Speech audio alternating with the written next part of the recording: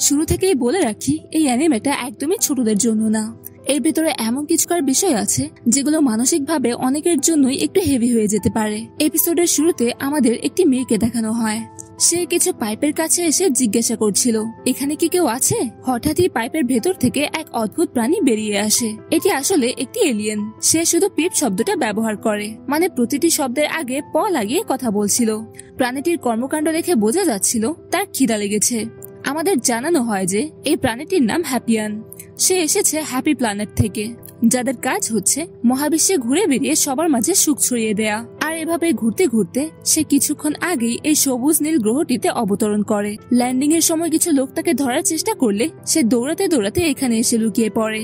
সে খুব ক্ষুধার্ত এবং ভীত ছিল। এসব শুনে সিজুকা তাকে রুটি এনে দেয় এবং তার যত্ন নেয়। সিজুকা যখন তার নাম জিজ্ঞেস করে সে বলে নুইনুকফু। নামটি বেশ জটিল হওয়ায় সে সিজুকাকে যে কোনো নামে ডাকার অনুমতি দেয়। সিজুকা তখন ভাবে এবং তার বইয়ে অক্টোপাস বা স্কুইডের মতো দেখতে একটি প্রাণীর ছবি দেখে, যেটাকে টাকোপি বলা হয়। তাই সিজুকা এই প্রাণীটার নাম রাখে টাকোপি। টাকোপি জানায় যে সিজুকা একজন খুব ভালো মানুষ এবং সে চতুর্থ শ্রেণীতে পড়ে। তা সত্ত্বেও সে জীবিত প্রাণীদের সম্পর্কে অনেক কিছু জানে। সিজুকা তাকে খেতে দিয়েছিল, তার কারণে টাকোপি তাকে প্রতিদান দিতে চায়। সে একটা গ্যাজেট বের করে যা দিয়ে যে কেউ উড়তে পারে। সে সিজুকাকে উড়ে দেখায়। যখন সে গ্যাজেটটি দিতে যায়, সিজুকা বলে না, আমার এটির দরকার নেই। সে প্রত্যাখ্যান করে চলে যায়।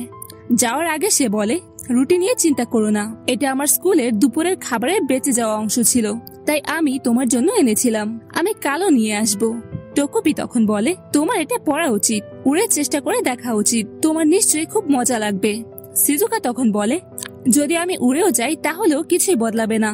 এখানে দেখানো হয় যে টাকোপি খুবই নিষ্পাপ একটি প্রাণী। সে তার দুনিয়ায় শুধুমাত্র সুখ দেখেছে, তাই এখানে এসে সে বুঝতে পারে না যে সিজুকা কেন দুঃখী।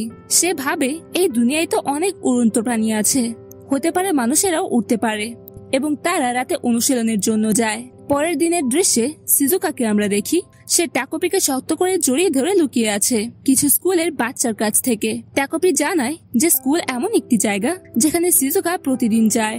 এখানেই আমরা কিছু মেয়েদের দেখা পাই। এদের মধ্যে একজন মেয়ে মারিনা, যে এই গ্রুপটির এক প্রকারের নেত্রী। মারিনা তখন একটি মেয়ের কথা বলছিল যার এক্সাম বোর্ড তারা তৃতীয়বারের মতো ভেঙে দিয়েছে। আর এখন তারা আলোচনা করছে যে সেই মেয়েটিকে আবার নিজের টাকায় বোর্ড কিনতে হবে। টাকোপি এই মেয়েদের কথা বুঝতে পারে না, মনে হচ্ছে তারা খুব মজার কথা বলছে এবং তারা যা করছিল তাতে তাদের মজা লেগেছে। সিজুকা তখন ওঠে এবং যেতে শুরু করে। সে বলে, আমার যাওয়ার সময় হয়ে গেছে। আজকের জন্য টাকোপি যে গ্যাজেটটি দেখায় সেটি একটি ক্যামেরা যার নাম হ্যাপি ক্যামেরা। সে সিজুকার সাথে এখানে একটি সেলফি তোলে। সিজুকা বলে, তো এই ক্যামেরার কি দরকার? স্মার্টফোন দিয়েও তো ছবি তোলা যায়। টাকোপি বলে, না না, এর আরো একটি বিশেষ ফিচার আছে। সিজুকা বলে, আমার যেতে হবে, আমাকে একটি রাইটিং বোর্ড কিনতে হবে। সে টানা দ্বিতীয়বারের মতো রাইটিং বোর্ড কিনতে যাচ্ছে। টাকোপি জিজ্ঞেস করে, গতকালই তো কিনেছিলে? সিজুকা বলে, হ্যাঁ, যা হারিয়ে গেছে। এই বলে সে সেখান থেকে চলে যায় এবং বলে, আমি তোমার সাথে কাল দেখা করব। আমাদের তৃতীয় দিনের দৃশ্য দেখানো হয় যেখানে আবার সিজুকা আসে। চতুর্থ দিনের দৃশ্যও দেখানো হয়। এভাবে দিন বাড়তে থাকে।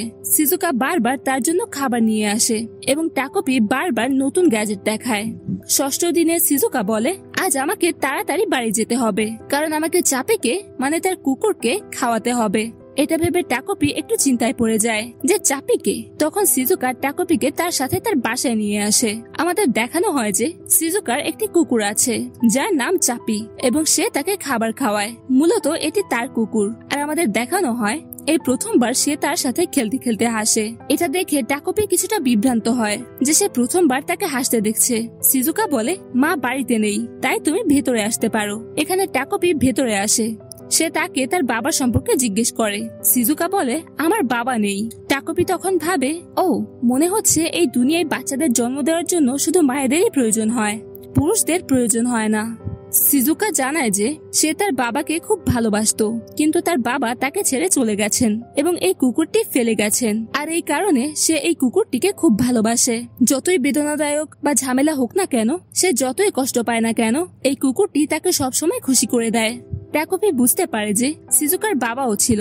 এখন তারা রাতে হাঁটতে বের হয়। সিজুকা আকাশে তাকিয়ে জিজ্ঞেস করে, তোমার হ্যাপি প্ল্যানেট কোনটা? টাকোপি জানায় ওটা অনেক দূরে, এখান থেকে দেখা যাবে না। কিন্তু কোনো একদিন আমি তোমাকে সেখানে নিয়ে যাব। আমরা আমার হ্যাপি স্পেসশিপে চড়ে সেখানে 1 সেকেন্ডের মধ্যেই পৌঁছে যাব। শিজুকা বলে, না, এমন হতে পারে না। আমি জাদুতে বিশ্বাস করি না এবং আমি কোথাও যেতে পারি না, কোথাও না, না হ্যাপি প্ল্যানেটে আর না যেখানে আমার বাবা আছেন। সে বেশ আপসেট দেখাচ্ছিল। আমাদের ট্যাকোপির প্ল্যানেটের একটি দৃশ্য দেখানো হয় যেখানে তাকে বলা হয়েছিল যে তার কাছে এই গ্যাজেটগুলো আছে যার সাহায্যে তাকে অন্যদের খুশি করতে হবে, কিন্তু কখনোই নিয়ম ভাঙা যাবে না। তাই ট্যাকোপি মনে মনে এটাই ভাবে যে নিয়ম ভাঙার কথা তো দূরের কথা, শিজুকা একবারও কোনো গ্যাজেট ব্যবহারই করেনি। কিন্তু তার মূল উদ্দেশ্য হলো তার কাছে অনেক হ্যাপি গ্যাজেট আছে যার কারণে সে শিজুকাকে খুশি করবে এবং তার মুখে একটা বড় হাসি এনে দেবে এবং তাকে তার প্ল্যানেটেও নিয়ে যাবে। এখানে শিজুকা খুশি হয় এবং আর সে বলে, আচ্ছা, আমরা আবার আগামীকাল দেখা করব। পরের দিনের শিজুকার অবস্থা খুব খারাপ হয়। মনে হয় তাকে মারধর করা হয়েছে আর তার হাতে চাপির বেল্ট ছিল। প্রথমে ট্যাকোপি ভালোভাবে দেখে না এবং বলে, ও তুমি এসে গেছো, আমার কাছে তোমার জন্য একটি বিশেষ গ্যাজেট আছে। কিন্তু সে দেখে যে তার মুখের অবস্থা খুব খারাপ। সে জিজ্ঞেস করে, কি হয়েছে? শিজুকা জানায় যে তার এক বন্ধুর সাথে ঝগড়া হয়েছে। ট্যাকোপি বলে, এই গ্রহের মানুষ যখনই ঝগড়া করে তাদের মুখ অন্যরকম হয়ে যায় আর আমারও মুখ লাল হয়ে যায় যখন আমি লাজুক থাকি। কিন্তু চিন্তা করো না, আমার কাছে তোমার জন্য একটি দারুণ হ্যাপি গ্যাজেট আছে। এই দেখো, এটি একটি রিবন। যদি তুমি এটি তোমার ছোট আঙুলে বাঁধো এবং অন্য প্রান্ত তোমার বন্ধুর ছোট আঙুলে বাঁধো, তাহলে তোমরা দুজনেই সঙ্গে সঙ্গে বন্ধু হয়ে যাবে।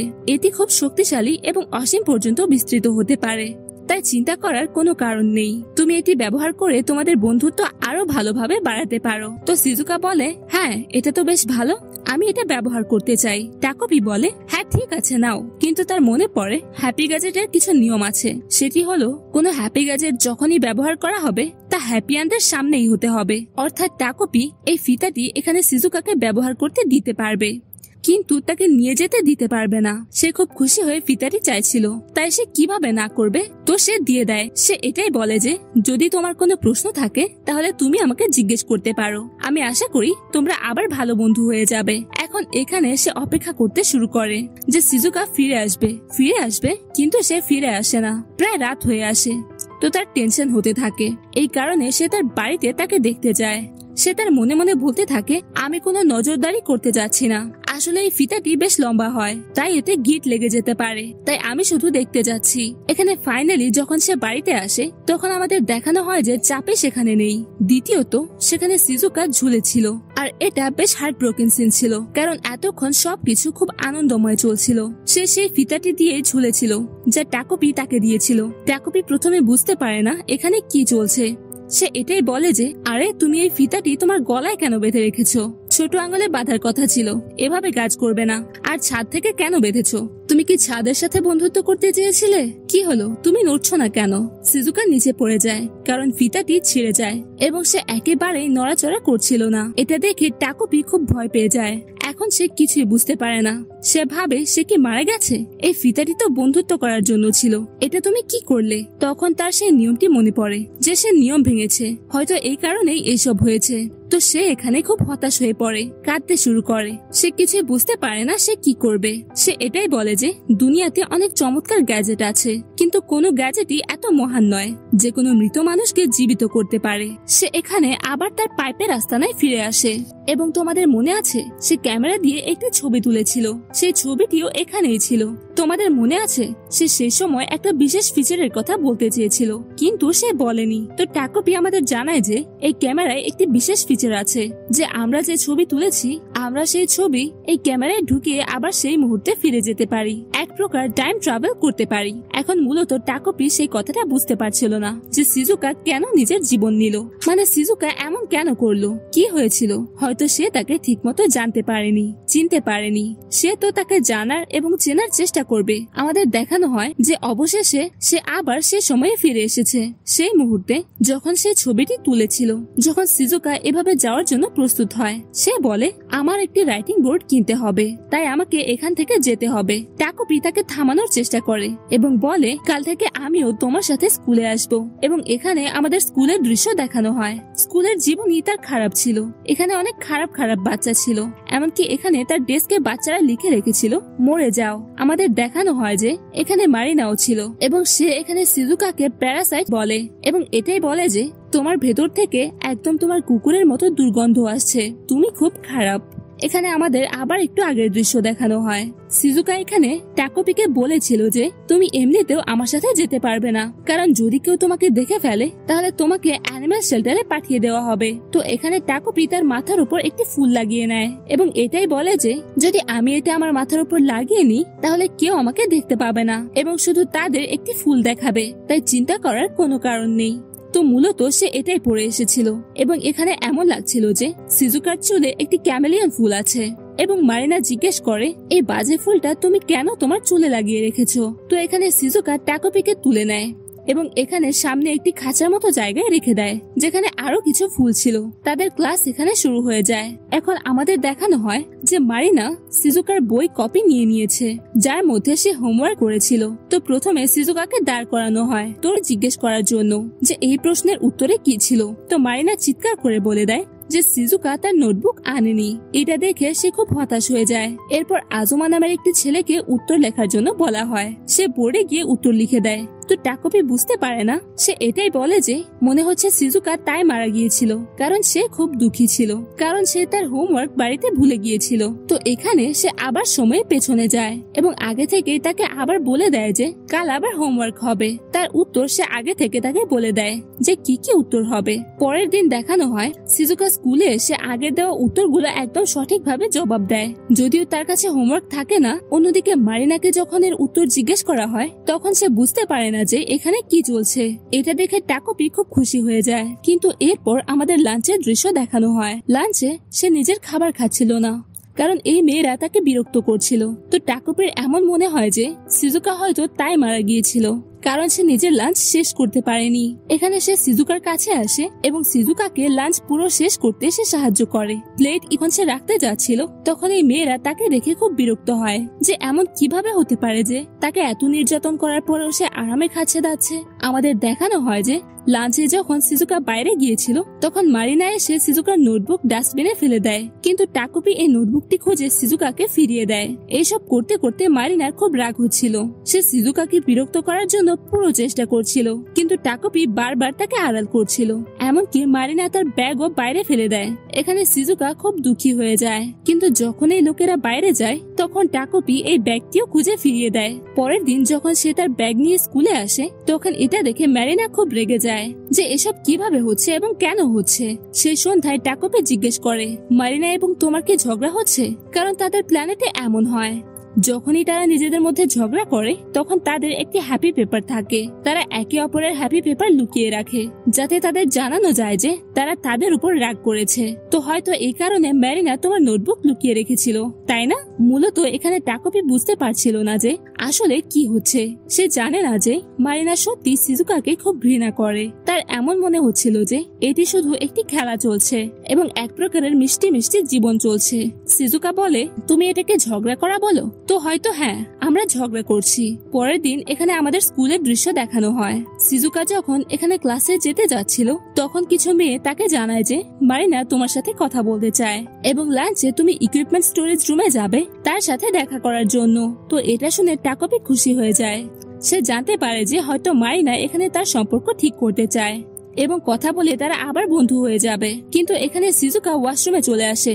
সে খুব হতাশ হয়, খুব ভয় পাচ্ছিল কারণ তার যেতে ইচ্ছে করছিল না। যদিও এখানে টাকোপি তো খুব খুশি ছিল যে তাদের বন্ধুত্ব আবার হতে চলেছে, কিন্তু বাস্তবে এমন কিছুই হয় না। সে বারবার এটাই বলে যে তুমি কখন যাবে, তোমার কি যেতে হবে না, তোমার দেরি হচ্ছে। আর সিজুকা বলে হ্যাঁ একটু দাঁড়াও, আমি একটু পরে যাচ্ছি। তুমি শুধু তাই এত উত্তেজিত হচ্ছ কারণ তুমি আজ পর্যন্ত তার সাথে কথা বলনি। তো এখানে সিজুকা কাঁদতে শুরু করে। তাকে এত টেনশনে দেখে টাকোপি বলে যে আমার কাছে এমন একটি ডিভাইস আছে যার সাহায্যে যদি সামনের জনের ডিএনএ পাওয়া যায় যেমন চুল ইত্যাদি এবং এরপর এই বাটনটি চাপানো হয় তাহলে টাকোপি সেই ব্যক্তির রূপ নিতে পারে। তো এখানে মূলত এই গ্যাজেটটির ব্যবহার করে টাকোপি সিজুকার রূপ নেয় এবং সে বলে চিন্তা করো না, আমি তোমার পক্ষ থেকে কথা বলে আসছি। তো সে এখানে অবশেষে মারিনার সাথে দেখা করতে আসে এবং বলে হে মারিনা, আমাকে ক্ষমা করে দিও, আমি তোমার সাথে এই বিষয়ে কথা বলতে চেয়েছিলাম। কিন্তু আসা মাত্রই মারিনা তার গালে চড় মারে। এখন এই জিনিসটা তো টাকুপি বুঝতে পারে না। সে ভাবে যে আরে এটা কি হচ্ছে, কিন্তু এর মধ্যে মারিনা তাকে আবার একটি চড় মারে। সিজুকা বারবার পি পি বলছিল প্রতিটি শব্দের পরে। তো মারিনা বলে, কি, আমি জানতাম যে তুমি বোকা এবং খারাপ মানুষ। এই যে তুই পি পি করছিস এটা আরো বেশি ঘৃণা করেছে আমাকে। আর এমনিতেও গত কিছুদিন ধরে তুই একটু বেশি ভাব দেখাচ্ছিলি। তোর মধ্যে কি একটু বেশি অ্যাটিটিউড এসে গেছে? যেমন লাঞ্চে এবং ক্লাসের সময়। তোর সাহস কি করে হলো সে সব কিছুর সঠিক উত্তর দেওয়ার? এখন এসব কথা যখন সে বলছিল তখন টাকুপি মনে মনে ভাবছিল যে আরে তার গাল জ্বলছে একদম, তার খুব ব্যথা হচ্ছে। তার প্ল্যানেটে তো কখনো এমন হয় না। এটা কি হচ্ছে? এবং তার চোখ থেকে একদম পানি আসতে শুরু করে। এরপর মারিনা টাকুপির মুখে লাথি মেরে তাকে নিচে ফেলে দেয় এবং অবশ্যই এখানে টাকুপি ক্ষমা চাওয়ার চেষ্টা করে, কিন্তু তার মুখ থেকে আওয়াজ বের হয় না এবং মারিনা তাকে ক্রমাগত মারতে শুরু করে। লাথির পর লাথি মারতে শুরু করে। টাকুপি খুব ভয় পাচ্ছিল, তার খুব ব্যথা হচ্ছিল, কিন্তু তার মুখ থেকে একদম আওয়াজ বের হচ্ছিল না, শুধু সে কাঁদছিল। সে বুঝতে পারে না, তো সে এটাই বলে যে দেখো আমার কথা তুমি শোনো, আমি বুঝতে পারছি না যে তুমি আমার সাথে কেন এমন করছো।